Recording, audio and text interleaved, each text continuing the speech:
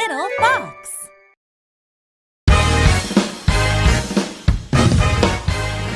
Superstars in history. King Sejong the Great.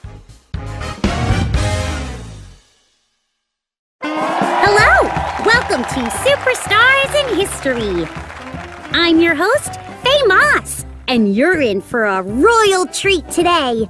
Another exclusive interview with a famous person from the past. Today's guest was a caring king who worked hard to improve life in his kingdom. In fact, he was so devoted to his people, he invented a brand new alphabet for them. Straight from history, here is His Majesty, King Sejong the Great.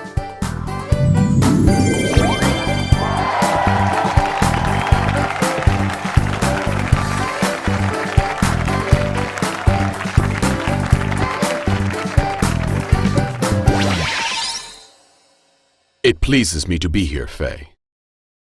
The honor is all mine, Your Majesty. I'm so excited to interview the most beloved king from the Joseon dynasty of Korea. But I have to say, the surprising thing is that you became a king at all, since you were the third son of your father, King Sejong. How did you end up on the throne?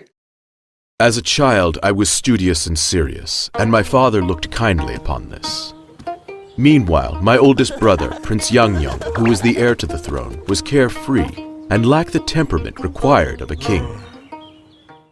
In 1418, the court officials were so exasperated by his behavior, they appealed to my father, saying the prince was unfit to rule. At the urging of these officials, my father stripped Prince Yangyang of the title Crown Prince and named me the heir instead. 2 months later, my father abdicated, and the throne passed to me. You were only 21 when you became king. That must have been a huge responsibility. It was, and it happened very suddenly. I did not feel ready to become king, but my father gave me no choice. After his abdication, he stayed involved in state affairs and daily governance for a few years to make the transition smooth. In 1422, he fell ill and died, and from then on, I ruled alone. Can you tell us about some of your accomplishments as king? Certainly, Faye. I'm sure you want to know about my alphabet, but even before I invented it, I had a deep interest in learning. As a child, I loved to read and often read all through the night. To promote learning, I established the Hall of Worthies early in my reign. This was a group of scholars whom I chose to advise me on policy and research ways to improve the lives of my people. I recruited scholars from all backgrounds since their abilities were more important to me than their social class. Your reign saw advances in science and technology, a lot like the Renaissance. I do not know what the Renaissance is, young lady, but you are correct. I believed that science and technology would help to strengthen our nation.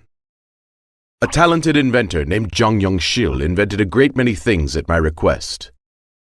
He built water clocks, astrolabes, and sundials. He also made a rain gauge and a water gauge that allowed us to better manage our water supply. And he improved the metal printing press so that books could be printed even faster. Now that you've mentioned books, let's move on to your alphabet. Hangul! Hangul? No. The name for my writing system is 훈민정음, which means correct sounds for the instruction of people. Back in my time, our language had no writing system of its own. We wrote with Chinese characters.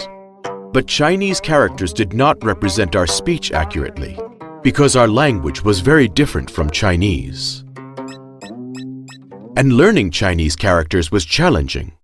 Only elite men had time for this kind of study. I was saddened by the fact that so many of my subjects were trapped in illiteracy, with few opportunities to acquire new knowledge. With some help from my children, I invented a new writing system that would be easy for everyone to learn. My creation was released to the public in 1446. Your alphabet is unique among the world's writing systems. The shapes of the letters come from the sounds they make. You are a very bright young lady. You would make an excellent addition to the Hall of Worthies. Indeed, the shape of each consonant is inspired by the shape or position of the speech organs when making its sound.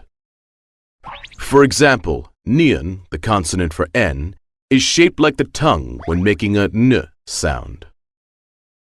And miam, which is for M, is meant to look like the lips when making a M sound.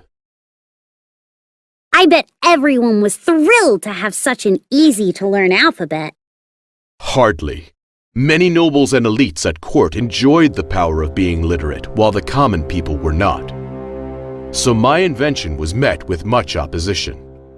I tirelessly promoted the alphabet, but I'm sorry to report it was slow to spread. Literacy was only one of the areas where I tried to improve the lives of my people. I made the tax system fairer for the common people. I had a textbook on farming published to help farmers succeed in producing food for the kingdom. I even enacted laws to give government slave women maternity leave and their husbands paternity leave. It sounds like you were really ahead of your time. Some people think it's easy to be a king, but you worked really hard. It was a very hard job, and not a healthy one. As king, I was constantly reading documents, often in poor lighting, which weakened my eyesight. I was served delicious, rich food, but had little opportunity for exercise. Needless to say, I wasn't always in the best of health. But as king, I felt a duty to my people, and I'm proud to have improved their lives where I could. With all that you accomplished, no one can accuse you of slacking off on the job. Thank you for sharing your story with us, Your Majesty. We'll let you get back to history now. Goodbye. King Sejong spent the last third of his life suffering from blindness and diabetes, and his son and heir, Prince Munjong, ruled as regent for him. King Sejong died in 1450 after 32 years on the throne. His reign is remembered for its advances in science, technology, and literacy. In fact, October 9th is a national holiday in Korea, Hangul Day, celebrating the day that 훈민정음 was published. And King Sejong's alphabet is still so admired that one of UNESCO's International Literacy Prizes is named after him. I hope you enjoyed today's guest. Be sure to tune in again next time for another blast from the past on Superstars in History.